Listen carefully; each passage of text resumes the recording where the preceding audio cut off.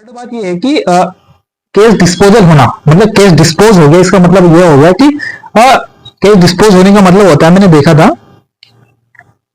कि case dispose होने का मतलब है कि मामला किसी तरह से हल हो गया, मतलब मामले का किसी तरह से हल हो गया है, मामले को निपटा दिया गया है। मतलब ये कह सकते हैं कि एक अंतिम आदेश जारी कर दिया है, मतलब इसके बाद कोई आदेश नहीं होने वाला है।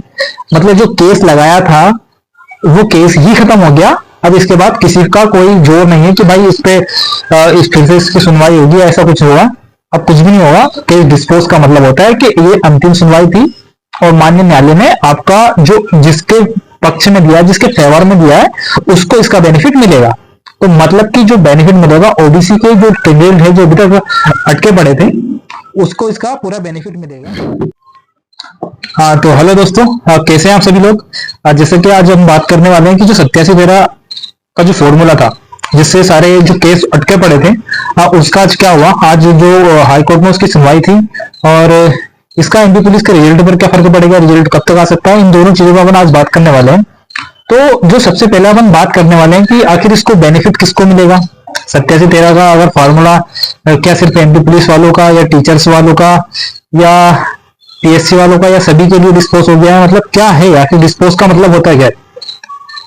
तो सबसे पहले मैं आपको बता देता हूं कि जो केस था 2021 में लगा था 18,105 और जो केस नंबर था 18,105 और जो लगा हुआ था 2021 में, इसलिए उसमें जब भी आपकी कोई रिजल्ट आता था तो उसके नीचे लिखा रहता था कि जो 13% होल्ड रहते थे कि आपका रिजल्ट माननीय न्यायालय द्वारा 18,105 अपन 2021, मतलब कि केस नंबर 18,105 और 2021 में उसको लगाया गया था, इसलिए उसका नाम दिया गया था 18,105 2021। ठीक है, तो वो केस था।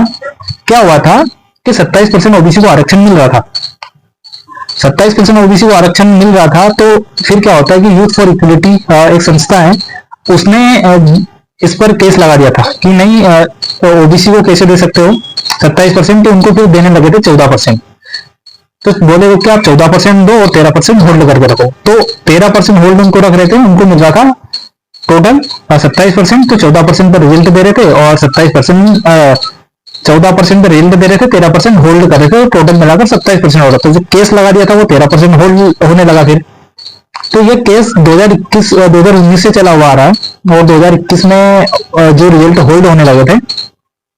तो अब क्या हुआ कि हायरिंग चल रही थी, तभी से बहुत लंबा केस अटका हुआ था। तो अब जैसे कि आज जो हमारा केस था, हमारा केस नंबर 22 था और बहुत बढ़िया बहस करी हमारे प्रशांत सिंह सॉरी हमारे ठाकुर साहब एडवोकेट रामेश्वर ठाकुर सर ने, और उसमें दो युगल पीठ मतलब युगल थे, मतलब जो युगल चीफ जस्टिस थे उसमें हमारे एक सुरेश कुमार केत जी थे और एक हमारे थे विवेक कुमार जैन। ये दोनों हमारे माननीय न्यायाधीश जो जज थे और इन्होंने फैसला इसमें सुनाया गया। बहुत सारी बहस चली, हमने देखा आज बहुत अच्छी बहस हुई थी और बहुत बहुत बढ़िया लगा। मतलब भाई हमारा तो पहला मानना था कि किसी को भी मिले पर मिले, क्योंकि बच्चे अधर में अटके हुए थे और बहुत लंबे समय से अटके हुए थे और हम इंतजार में थे कि कम से कम इसका कुछ तो फैसला हो, किसी को तो इसका फर्क पड़े। तो मैं आपको बता देता हूं कि सबसे बड़ा जो फैसला आया है कि जो 87-13 का फॉर्मूला अब जो आने वाली भर्तियां हैं उनमें जो भी नोटिफिकेशन आया, जैसा आपने अभी देखा होगा कि 2 दिन पहले ही जो भी नोटिफिकेशन आया वो 87-13 का जो फॉर्मूला है दे रहे थे वो, लेकिन अब जो भी फॉर्मूला आएंगे वो 87-13 के आधार पर नहीं आएंगे, टोटल 100% आएंगे। दूसरी बात है कि जो बच्चे होल्ड हैं ओबीसी वाले, जो ओबीसी वाले बच्चे हैं, इससे जो बेनिफिट मिला है ओबीसी के बच्चे को मिला है, क्योंकि उनको ही था वो जो 14% उनका दिया गया था, तो वो 14% उनको वापस दे दिया गया है। तो जो भी ओबीसी के कैंडिडेट जो 13% में अभी तक जो होल्ड बच्चे हैं वो सभी अनहोल्ड हो जाएंगे। पहला फायदा क्या होगा कि जो भी बच्चे अभी तक 13% में होल्ड थे वो अनहोल्ड हो जाएगा, वो चाहे किसी में भी हो, एनिमल हस्बेंड्री में हो, टीचर में हो और वर्ग 1 वर्ग 2 जिसमें भी अभी तक जो होल्ड बच्चे थे वो अनहोल्ड हो जाएंगे। दूसरी बात है कि जो एमपी पुलिस का रिजल्ट, एमपी पुलिस के जो बच्चे हैं उनका जो रिजल्ट है अब वो 100% पे आएगा। मतलब कि जो बच्चे 13% पे आ रहे थे, जो 13% जैसे फर्स्ट फेज में दे दिया था और जो अब लग रहा था कि उनको मेरिट में अटका के रखेंगे, वो उनकी मेरिट देंगे तो मेरिट में बाद उनको वेटिंग में डाल देंगे, तो अब ऐसा नहीं होगा। आपका जो रिजल्ट आएगा वो 100% पे आएगा। ठीक है, तो 2 हो गए। थर्ड बात और मैं बता देता हूं कि 28 जनवरी 2025 दिन मंगलवार यानी आज ही के दिन ओबीसी आरक्षण से जुड़ा एक अहम फैसला आया है। ठीक है, अभी मैंने एक न्यूज में पढ़ा था और उसमें जो यूथ फॉर इक्वलिटी ने जो केस लगाया था वो याचिका उसको खारिज कर दी गई है और जो 27% आरक्षण ओबीसी को दे दिया गया है, उसके साथ साथ जो 87-13 का फॉर्मूला है वो खत्म कर दिया गया है।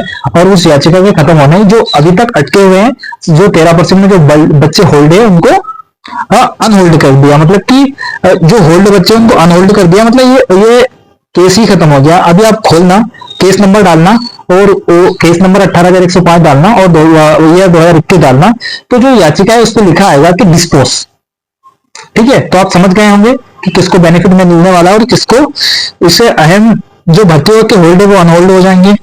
और इक्वलिटी का जो वो ठीक है, तो सब मैंने बता दिया है। अब बात आती है रिजल्ट की, एमपी पुलिस का रिजल्ट। तो भाई एमपी पुलिस का जो रिजल्ट था वो भी इसी कारण से अटका हुआ था।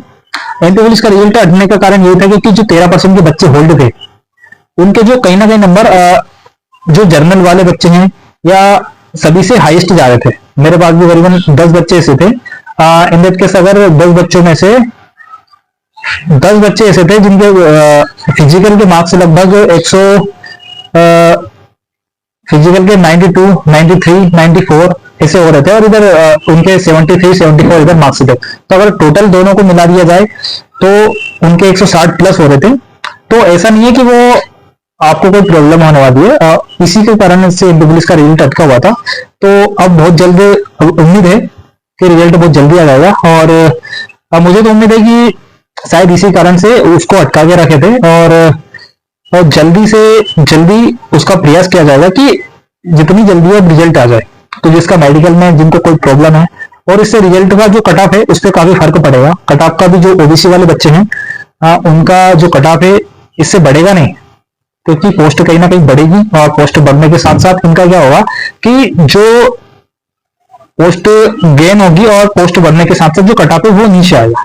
तो ये सिर्फ ओबीसी के बच्चों के लिए होगा और एसटी एससी वाले बच्चे का जो वो भी क्रॉस करेंगे तो कट ऑफ में भी थोड़ा सा ऊपर नीचे हो सकता है। बस यही आज की हमारी न्यूज थी और इसी के बारे में मैं आपको बताना आया था। बाकी आप लोगों को अधिकतर को सभी को पता ही होगा और बेस्ट ऑफ लक, सभी अपनी मेडिकल की तैयारी करें। इसके साथ साथ क्या होगा कि मेडिकल बहुत जल्दी हो जाएगा और आपको जैसे कुंभ है उसकी वजह से बहुत जल्दी आपकी ज्वाइनिंग दे दी जाएगी। तो थैंक यू और बेस्ट ऑफ लक, अपना ध्यान रखिए। Thank you.